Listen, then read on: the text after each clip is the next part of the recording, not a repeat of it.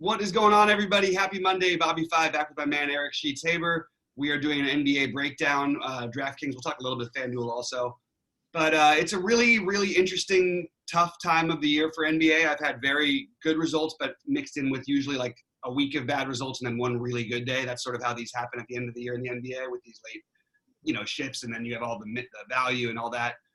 But Sheets, how are you sort of approaching the slate? Any sort of original ideas? I allowed you to share your screen so you can pull that up whenever, but sort of want your overall point of view on the slate. Yeah, I mean, I'll pull it up, but it's it's that time of year. Even though it's just not the same structure as the normal NBA season, it's the same type of thing where some teams are just preparing for the playoffs and resting teams and resting players, and some other teams are looking to fight for seedings. And it's one of those challenging type of slates that for 3 months we were begging for NBA, right? And now we got it, and you're not allowed to be tilted. You know what I mean? Because this is what you asked for. And on the one hand, it's very difficult to figure out who to play, and yet on the other hand, just like in anything in life, the harder something is, the more of an edge you have if you're willing to put in the work and willing to, to grind it out. Nothing that's that easy is worth doing. So I'm looking forward to taking a shot at this. And and the last thing I would add to that is just embracing the variance. You have to just understand that you're playing in high variance situations, and that there's going to be a lot of different possible results when you have really unknown rotations and whatnot. Well, let's go game. Yeah, I'm going to pull up my screen. I mean, it's very interesting, the way math really just kind of like slaps you in the face sometimes, because you compare different sports. Like you have, on the one hand, you have a sport like golf, and baseball, which has such incredible variance from game to game and shot to shot, right? And NBA, which in general is very projection based and it's very consistent. Yet the way the sports DFS gods work it out, NBA is also the most volatile with respect to who's actually playing. So it's a very I think it's kind of, I don't know, I think it's kind of cool intellectually, and it's just a different approach to each type of sport. And as you know, I've been playing a lot of different sports, and each one has their own little twerks to it, tweaks to it. And NBA just requires to make some minutes projections and make some minutes assumptions and put in narratives where they exist. We'll talk about Jimmy Butler and TJ Warren in a few minutes. That's why they give $100,000 for first, man. It's tough. So let's see if you can get it. All right, let's do it. I've been playing these mostly one big lineup a day, so it makes them a little bit more frustrating because there's a lot of different variations I'd like to play, but it's kind of like I don't want to play like 9 $800 tournaments at this high variance of time. You know what I mean? You know what I did yesterday, and I know we could spend a little time. You know what I did yesterday? I set a dummy lineup to start, right? And this was my approach to yesterday. I played 20 lineups, and I started my lineups with literally everybody from Houston, Sacramento. Okay, yeah. All right, everybody. And then I'm like, okay, so how do I deviate off of that, right? And I'm like, okay, so now let's play a little of, let's play from the early game. Like I played Troy Brown Jr. in a shitload of lineups, right? All right, he did whatever. Then I said, okay, what's the next thing I want to deviate from it? And then I played some Laverne and Jared Allen from that later game. And so I used that first game as kind of my building blocks to make sure that I got a lot of it, right? And, and that's was my approach to that game.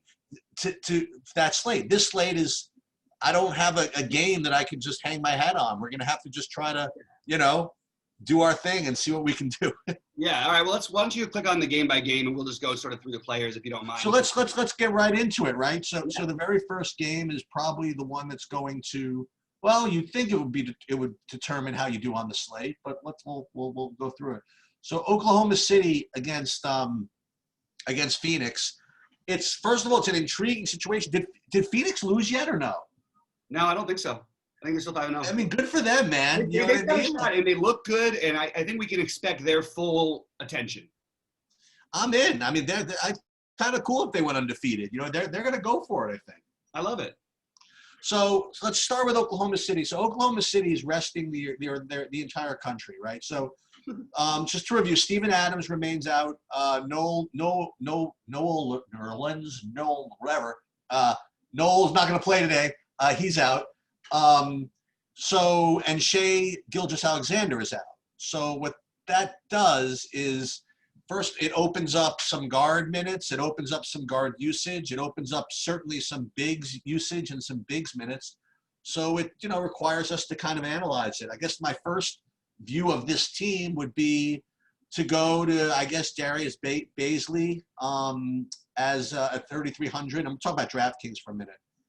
And Mike Muscala, he's going to be in play, obviously, at, 3,500 on DraftKings or even less? Yeah, he's 32. Yeah, on, what's that? 3,200. He's 3,200, okay. So that's that. And I'm not going to go to Dort, I don't think. He'd be a secondary option for me. And then if you want to play the guard game, you can, number one, presuming Chris Paul decides to play, and play a real game. I mean, he is going to be, getting some of that Shai SGA usage. So, it's probably not the most sexy play in the world. I mean, but you could certainly play Chris Paul. And then if you want, you could take a shot at, I guess, Hamidou Diallo would be the next one, right? What is he, 3,400? He's 3,400. I mean, so those would be the guys I would look after. I mean, I don't think any of them is kind of like a must play, but these are the guys that are in play for Oklahoma City for sure. Yeah, this is a really, really tough situation to figure out. I think that the answer might just be play Darius Bazley. For one thing, I think he might end up being the best play here. We're gonna get into the Muscala versus Boban conversation. Yep. Because that's obviously gonna come up. But Bazley has been, he's been getting over 20 minutes in all the games so far. He's put up 23 and 37 in the last two. Playing more front court minutes probably in this one. They're gonna need more size. So he and Muscala were the first guys who jumped out at me. Diallo and Dort are going to play a bunch of minutes. I actually think Dort might be able to do more offensively with all these other guys out of there. But he did take double-digit shots in 3 of the last 4 games and took 9 in the other one, which is a little bit unlike him. And he's been at 20 and 26 and 25. And then there's all the usage that's gone with Gallinari, Shai, and then not the big guys obviously. Maybe Dort, maybe we do try to find a way to stack it. I'm just having trouble prioritizing them all. I do think that it goes Muscala, Bazley in some form of those two, probably Bazley ahead of him in my opinion, but because Muscala, you're really relying on a lot of threes. He's not going to get a bunch of rebounds for you. I also don't see them wanting him to match up entirely with DeAndre Ayton. It's going to be weird. So I guess if I'm trying to rank, I'm not going to play Chris Paul. I just don't think I'm going to do it. It's a back-to-back. I don't see that they're going to really extend him. I think you're going to see they'll run, Burton and Devin Hall. The problem is they don't really have another point guard. It's really strange. I don't know how they're going to run these rotations. But I think right now I'm going Bazley, Muscala, Diallo, then Dort. And it's really, I don't feel such incredible conviction of any of them, except for I think Bazley is the one that could potentially have a shattering type of performance. All right, great. I think I agree with you. I think if I had to rank them, I think I'd make Bazley my favorite of those also. But let's talk about the other side of this, right? So Phoenix is playing really well, and they're doing it with their top guys, Booker and Ayton, and they're also getting some decent contribution. I think Cam Johnson had a really good game a couple of days ago. Yeah. But my 2 favorites are, nothing particularly fancy, would be Ayton and Booker, and also Rubio. And the question is, again, this is going to be tough to do, especially being an early game, but if Oklahoma City is going to somehow keep this close, you get to play 5. You want to play 5 Oklahoma City guys, you know what I mean, or 4 Oklahoma City guys with Booker and Ayton, and just hoping, and then Giannis in some other spot, and then hope you get this game stacked up, or is that just asking for it? I don't know, man. There's a lot of games on the slate. There's other value, so it's a little bit tricky. And it's the first game. It does make it. It's not an easy slate, man. If you're playing a bunch of lineups, I definitely think you want to do that with one lineup and try and do exactly what you just said. And I think you're going to get probably I like Rubio tonight actually a little bit at his price on DraftKings. So I'm definitely rating it Booker then Ayton. I'm actually rating Booker ahead of Ayton, even though Ayton's got the better matchup and all the things. I just think that like he's in takeover mode. The weirdest part is he's putting up these numbers, but he's not like he's been like on fire the whole time. He had that game against Indiana where he only shot the ball 12 times, but the other games he's all been over 20. With mostly good shooting nights, but not entirely based on that. He's not, he was 0 for 7 from 3 in his last game. He still put up 49 fantasy points against a tough Miami team. I just think he's going to go for it. They're trying to get in. It's both of those two. I don't mind playing them two together. I'm actually trying to figure out if I can possibly play all three of them together. There might be enough room. It's kind of a slower team, so I don't like that situation. But I do think the condensed usage from these guys is going to be pretty high. And I don't mind Cam Johnson or Mikal Bridges either, but Bridges has been getting the minutes. He just hasn't put up any numbers. So I would lean Cam Johnson, but I do think, Bridges, the minutes are so secure that it wouldn't take all that much for him to have a good game. I just don't think you need to go there. So I'm probably just focusing on the top three guys. Everybody else feels like stretching for value that we don't really need because we've got such other potential huge value. I don't really have anything to add. I mean, again, if you want to pivot off of some of these values, they're just kind of better plays than to go stretching for Phoenix guys or stuff like that. Yeah, I agree. All right, you want to head up to the Dallas? Are two good plays. Yeah, I'm ready for the next one. Okay, so if you didn't like any of that value from Oklahoma City, and as let's not clear the deck. Let's just kind of keep this up there. Yeah. Is Dallas is just kind of just oozing with it, right? So everybody, well, not everybody, but Luka and what's his name are sitting. So it's so Boban is 3K and he's going to start and play minutes, however many minutes his body can handle, I guess. And I don't know that he's going to start. I don't think we have that officially, do we? No. I don't have that. I don't have that, but I mean. Yeah, it's very possible, very likely. Yeah, so there's Boban, who's going to rate to be just a tremendous play at 3K. And then the guards. I mean, Trey Burke, like it or not, he's going to play just a lot of minutes. Seth Curry, I presume he's back. Yeah, he's going to be a huge value. Then you could even go. I guess Max Kleber just has to be a great play.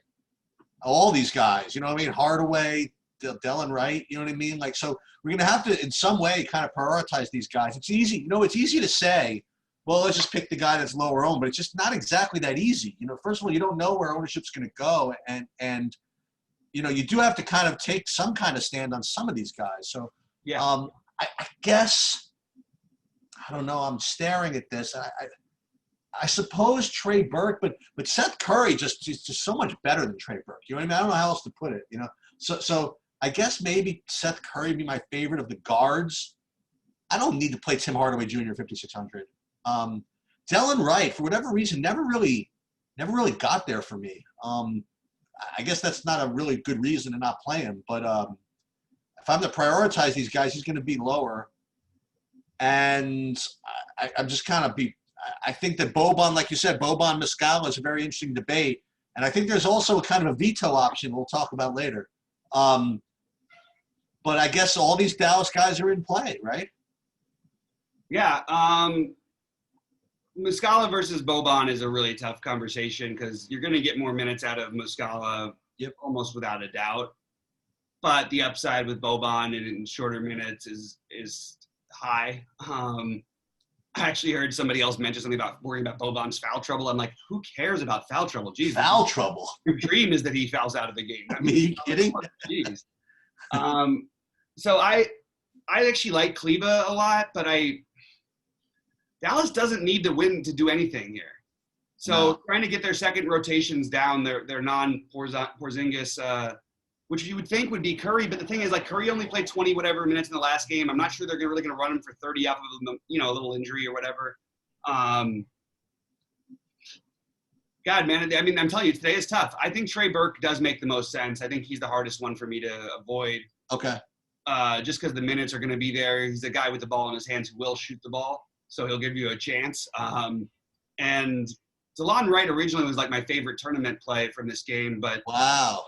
But I don't see – it's going to be harder now with all that OKC value because even if he does do well and get there, like I think there's a better chance that one of those guys crushes than he does. But I do think he's got the opportunity. So if I had to rank them, I think that, and I like Hardaway, especially if you're going to do like a mini stack, which just really means running one Utah guy back and maybe a few guys from Dallas. But I guess you'd rank them Burke. I don't want to say Boban, but if he's starting, I would say Boban, I guess. Even though if he's not, I think he's still totally in play. Burke, and then I'm really stuck between Boban and Kleber. I guess I would go Kleber for safety then a little bit. I like Hardaway, but again, only if you're playing this game to stay close. Another guy who's going to chuck it, and that's how you beat Utah anyway. But if the ownership's too high, I don't mind looking elsewhere. It's a really tough slate when I could just say I like all these guys, but then you're like, we're not filling out a 20-man roster. We're filling out a 10-man roster. Or sorry, a 9-man roster. All right. One thing I will say, by the way, with you guys like Seth Curry and Hardaway, pretty much all of them, but let's just start with Seth Curry and Hardaway and Burke. I mean, one of the reasons why these guys are just, I guess, tough to fade if they're going to get minutes is when you ever have a team that's just so, like, uber dominated by, like, one guy, you know, having the ball and just controlling everything. When he's out, it's just basically open season for everybody else. You know what I mean? Like, they're like, oh, my God, I finally get the ball. So it's like Hardaway specific. I mean, he can shoot the ball 30 times this game, like, if they let him. You know what I mean? Or right. They're probably going to get roasted in this game anyway. But regardless, I mean, like, these guys are just going to they're going to fire it up, aren't they? Yeah. You like anybody in Utah? I didn't get to anybody. I think that if you're going to play this, you should try and look at a way to maybe stack it if you can. And we don't know who's playing for Utah yet, by the way, either. So Utah's in a weird situation. Utah actually can move up, but do they want to move up, or would they rather play? I think they'd much rather play Denver than play Houston. So I don't know that they'd want to move. So it's a little bit question. I'm like worried about them potentially sending people. Fortunately, it's only a half hour after the first game. We should hear about it beforehand. But that's just one thing to keep an eye on. If for any reason any of the active, you know, whether it be Ingles, Mitchell, or Conley sit, obviously Jordan Clarkson becomes a great play even at 5K. But yeah, it is hard to find the other ones, assuming that they all play. I think the easiest one to go to would just be Gobert, which just makes a lot of sense. I mean, if he does play a normal game, a normal minutes of the game here, he's going to put up 40+ fantasy points, right? Like, I'm not afraid of going his mobility versus Boban would be just a nightmare. And versus Kleber is much better at it, but I still think, you know, he's going to get so many boards in this game. So I guess I mean, this kind of sounds silly, right? But Donovan Mitchell just announced out. Wow, how about that for timing, huh? Donovan Mitchell is out. Yeah. So we'll come back. Let's come back to this game. Yeah, but don't sleep on it. You know what I mean? Because what Mitchell out does is it reduces the blowout risk a little bit. You know what I mean? So I wasn't that worried about the blowout risk anyway. Utah has not looked like a team that's blowing anybody out lately. But but Clarkson, like you said, now becomes a really, really strong play, and Conley obviously becomes a pretty strong play. What I was going to ask is, it silly to say Boban has a lot of risk because Gobert is a good defender? Probably not, right? Boban's just going to do his thing regardless of who's playing in the game. I mean, if he's going to play minutes, he's going to get rebounds. He's going to get assists. He's so big. He's going to end up getting putbacks and things. It's just going to happen. Right. Okay. This is right out of the gate, man. Like these two games, you could put up. You can have some scores going where these are the types of slate. This is what's going to happen. I mean, a lot of people are going to have these. They're going to have like 3 big flames, hopefully, and nobody else having played. And then it's going to come down to like those later games to see who gets the best raw scores out of the studs, or if there are any studs left. I think I'm skipping anybody in the paying up side. We'll get into that. What's that? We'll get into that in the next game right here. I just don't think on DraftKings I'm going to be paying up for anybody. Well, if you're not paying up for anybody, you're probably going to be leaving like $3,000 on the table. No. Because I don't need to. I can just play this guy's 9K and under. Well, we'll talk about that. Easy, So let's talk about Toronto, Milwaukee. Okay. I guess I'll talk about Milwaukee first. I think it's going to be very difficult to not play Giannis. You could try to talk me off of him, but with all this value out there, I mean, I don't know how many minutes. He's not going to need that many minutes to get the points that I need out of him. You know what I mean? You're going to have to. Yeah. You're going to have to really sell me on like a couple of 9K guys. You know what I mean? To make up for now. Now, with that said, he's going to be just insanely popular. Well, Booker and Ayton are already 85, 87, and 8,000. So there's two of them. Yeah, I guess. All right. Well, for now, I'm playing him, and it's just kind of tough. I don't like anybody else on Milwaukee. At some point, they should start playing Bledsoe real minutes, but I don't know if they have any interest in it. I really don't have anybody else in Milwaukee. On Toronto, so here's my thing. I think Siakam is my favorite of the regular Toronto guys, and if you don't really want to lose the debate between Boban and what's his name and Muscala, you could play Boucher at 8% ownership and take a shot at him if Gasol is out and. Oh, I mean, if Gasol and Ibaka and maybe someone else are out, yeah. Okay, well, I mean, it's certainly within the price range, and he's certainly a GPP type play. And again, like Bazley put up 37 fantasy points yesterday. Yeah, I got Shea will do that one out of what, 2 seasons? Like, yeah, I guess. You know what I mean? If we get 25, 30 minutes, then he's definitely in play. But I mean, I've got him projected at 7 minutes. So, well, seven minutes is not going to do it. I really don't think 7 minutes is going to get there. That's assuming everybody plays here, and it's going to be interesting to see how they go about this game. Yeah. There's absolutely no motivation there's nothing for either team to play for. Literally zero. I don't see why anyone would be extended. I think that everybody's minutes has more of will be lower. Yeah, but who needs to be extended? I mean, like if Giannis plays 29 minutes, isn't that enough? No. Okay. I mean, it hasn't been. Like Giannis has been very pedestrian the last 2 games. That's true. That is true. With everybody healthy, and he played more minutes than I would think he would play tonight. Especially, this is the front of a back-to-back, so there's a potential that they could just play him tonight, rest him tomorrow. There's a potential they could rest him today and play him tomorrow. There's a potential, more likely, that they'll play him today, but semi-limit him. The problem is he's a competitive guy, and this game stays tough. And you're down the stretch against your biggest competition in the East. You really think he's not going to play? So I'm sort of arguing against myself because I'm struggling with this one.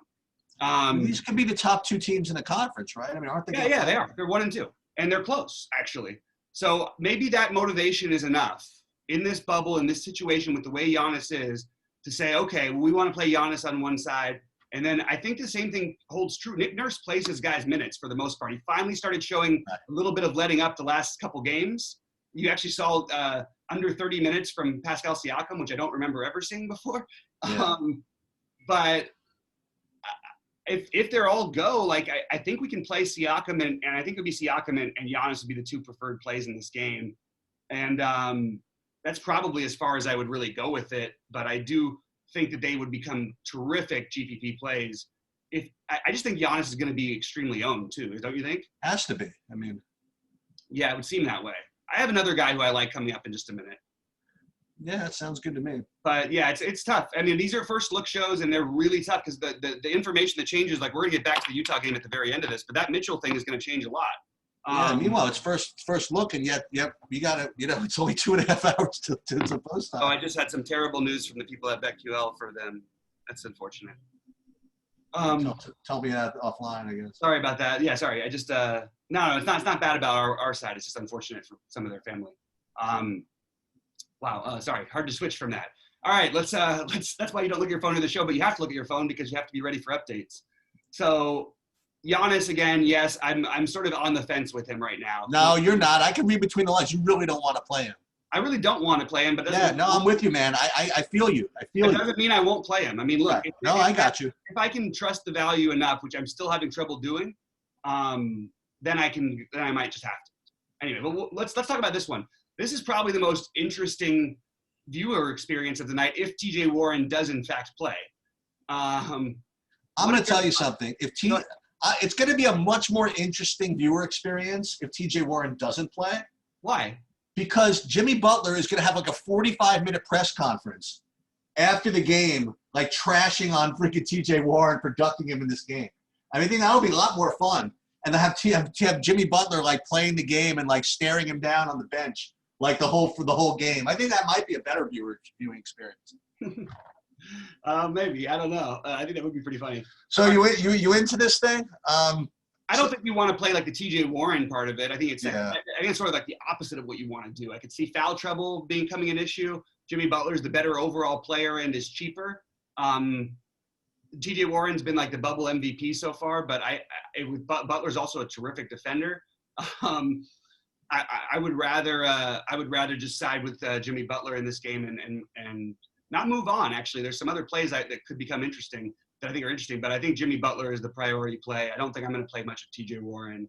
I do kind of like the potential of Warren being out, and even if he's in, I think Oladipo's in play.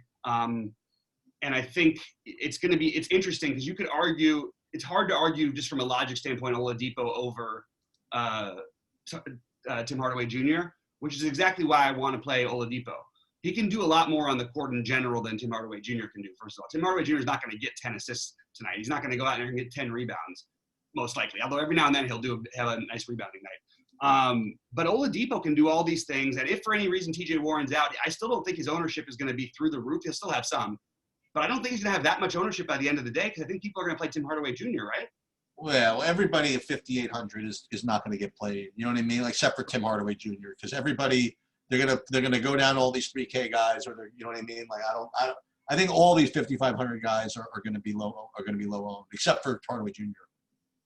All the 5,500 except for Hardaway Jr. Yeah. You know what I mean? I just think that people are going to be it's going to be so easy to play down to 3K, all these 3K guys. Right. And yeah, and then with Dragic probably back too, I don't think we're going to be playing. Actually, I actually have Dragic as being in, but I don't have all the sites as having him in. But yeah, I think he'll play tonight. So you can't really. I just don't really feel like I'm going to touch anybody else on the Miami side here. Oh, I am. You don't want to play. You don't want to play. You don't want to play Bam. Bam was the other guy. Bam, my bad. I totally just skipped over him because he's over Butler's price. That's why I got confused. Yeah, Bam, I have interest in. I don't know how much of him I would get to, but I do have a little bit of interest in him. Well, I'm really interested in it because if I'm trying to replace, but trying to looking for some mid-range guys instead of Giannis, I would totally play both those guys together. I'd play Butler and Bam together in a bad matchup, a slow matchup though, like against over Ayton. You can't get everything. I mean, like no, but you'd have to be playing Bam essentially over Ayton then probably, right. or you play them together. But it's kind of hard once you try and fit them in the. It kind of looks it's kind of a weird correlation. But well, I mean, your logic also is you hope the Phoenix game blows out, right? And then you know what I mean. So you don't have to worry about the Ayton. I don't know. I guess I like both of them as individual plays. Maybe they negatively correlate. I don't want to play them together. Is that what you're getting at? No, I don't think that. I mean, I don't think that they're ideal correlation. I don't think this is from at first glance, I don't look at this game and go, oh, great, it's Indiana and Miami, so not at all. We're gonna try and get it, Miami, but at the same time, they played a little bit faster. I like Butler better than Bam by a decent amount, and it's not just personally because Bam has been really bad for me, but. I'm fine with him. I mean, it's just I just don't love him. I'm not excited by it, but I do think he's okay. I think he's the better play on FanDuel, where you need to spend up a power forward because we don't know what's going to happen with Davis, So that's where I would sort of prioritize him. Okay. That's pretty much all I had from this game. Anything else or no? No, I don't think so. Last game is Denver, LA, and. This could be maybe we'll talk about this on if I do the BetQL show with you or whatever it is. But these Denver guys get no love in the point spreads. I mean, nobody thinks they can ever win. I mean, these guys are good. I mean, I don't know what the issues are. And Jamal Murray, is he back or no? Jamal Murray is back. Wait, in this particular game, I honestly don't like anybody. Maybe Jokic. I mean, on Denver, I guess Jokic would be my only play. And maybe he's probably a good play. So yeah, I do like Jokic on Denver, and on LA. The same as usual. I mean, Oh, there you go. So if you want to pivot off any of that, you could play Danny Green at 3,200. Yeah. I guess that's possible. And then there's LeBron and AD. I mean, I guess on this particular slate, I think I like, not slate, but I prefer, I guess, LeBron over AD, but just barely. I really have no real lean. I mean, what do you think about these two guys? What do you think about Danny Green? What do you think about any of this game? I never for a second considered Danny Green. I don't know how that became a play. Oh, okay. But it happened the other day too, and it was wrong, even though he ended up paying off kind of. Like with all this value, if you play Danny Green, you're doing something, in my opinion, something's wrong. Okay. Danny Green, even if there's literally, you could have LeBron out, Davis out, and I think he actually would have a lower projection. Like he doesn't do anything. Every now and then in a big game, I like to use him on a short slate because he can hit a bunch of threes if there's no value. But if there's value, it's very hard for me to play him. So here's what I'm struggling with. What really threw me from the Denver side of things is what they did with their rotations two games ago against Portland, when they literally didn't bring in any of the starters back on the fourth quarter in a game that was like a 1-point game. And the reason, and they didn't do it because they had just heard that they were almost mathematically eliminated from being the 2 seed at the time because the Clippers won. That's what the justification was by the announcers at the time, what I thought too. But then they come out and they play a really tough game against Utah, and they play 40, you have 42 minutes out of Jokic. So I'm kind of trying to figure out exactly what they're doing. They technically could still move their positioning. It's possible. But what if it worries me enough to where when I just made that argument about Giannis not needing him to go, what about Jokic? What if the same thing happens to him? I would hate for that to happen on the last game of the night if he just didn't get the fourth quarter run or anything like that. So that worries me. But because he was my favorite guy to go to, thinking that maybe they would play it more like they did in the last game, like with Gobert, because it's against LA, all that stuff. It's a big game. It's a nationally televised game. They can still move, but yikes, man! It definitely, there's a lot to worry about. But I do think still I would side with Jokic a little bit here. What do you think about Michael Porter Jr. or no? I think he's definitely in play. I don't know how much I would end up using of him, to be honest, but it's kind of hard to ignore a guy who's put up 47 or more in 4 straight games. Even in a bad matchup for him. It's a really bad matchup for him. You could look at that as a good reason to fade him.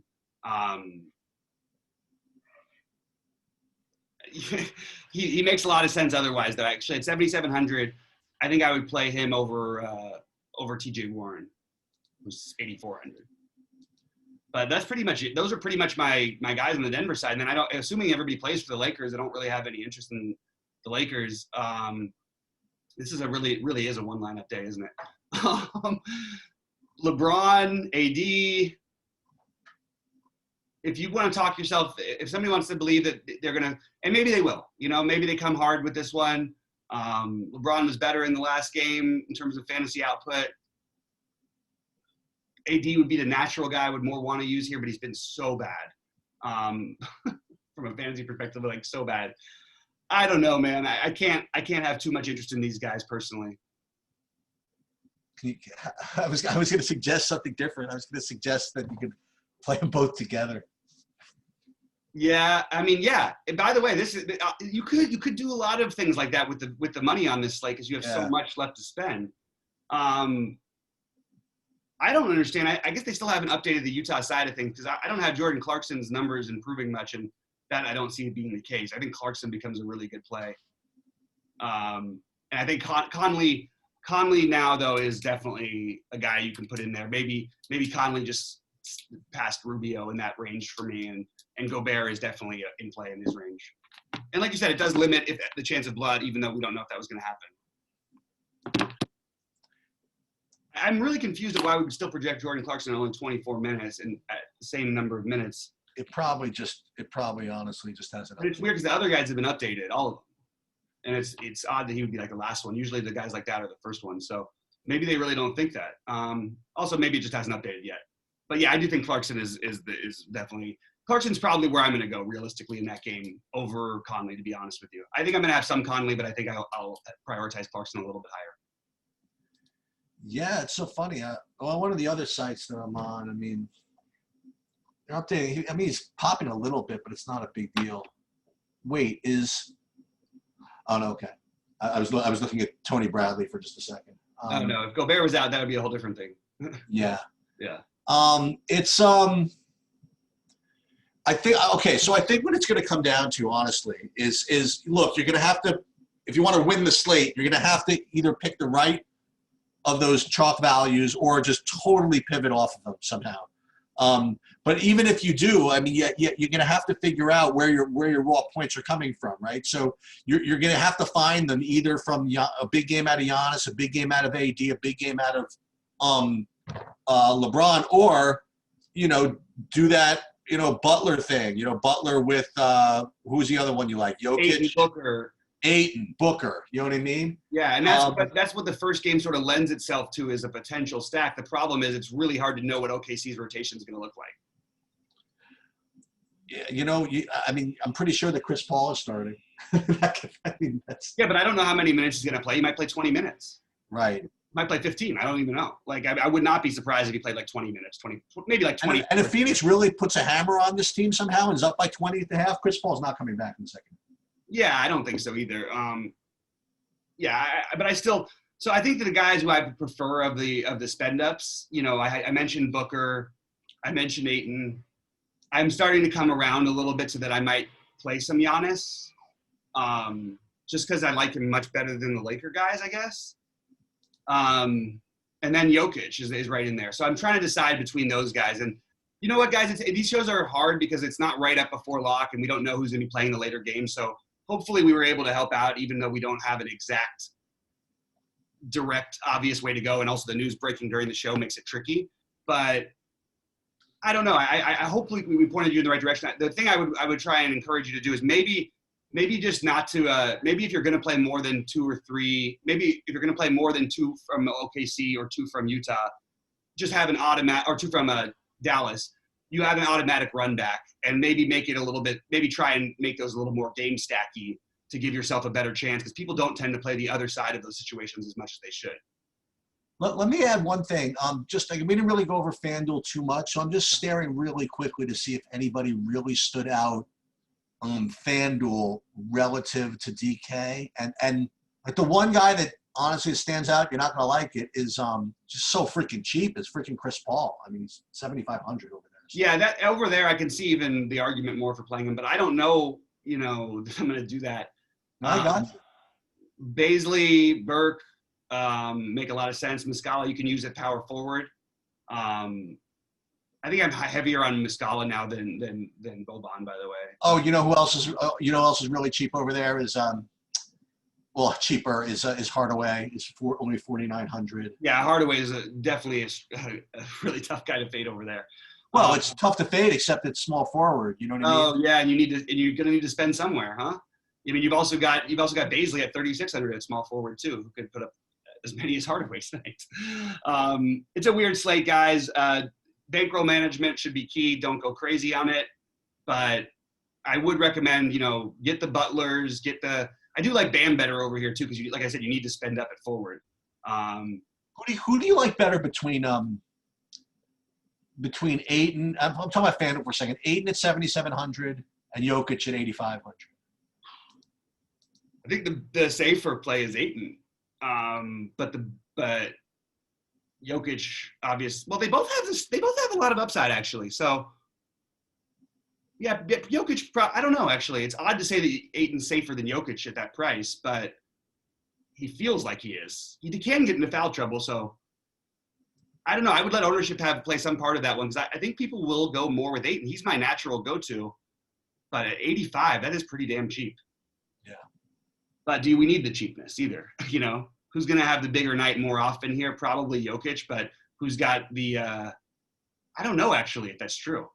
It might be Ayton in this particular situation.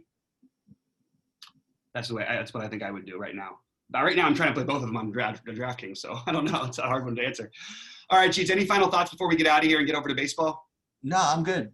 All right, guys. Hey, sorry for trying. This is a scrambling time of year, so just I'm going to apologize for it, because it's going to be like this for the rest of the NBA season. That's the way things go until we get. I'll tell you, Bobby. I mean, if we thought that we would get a bunch of people in, I would do I would do a live before lock thing an hour. I just don't know. You know what I mean? Like, if you guys say do it.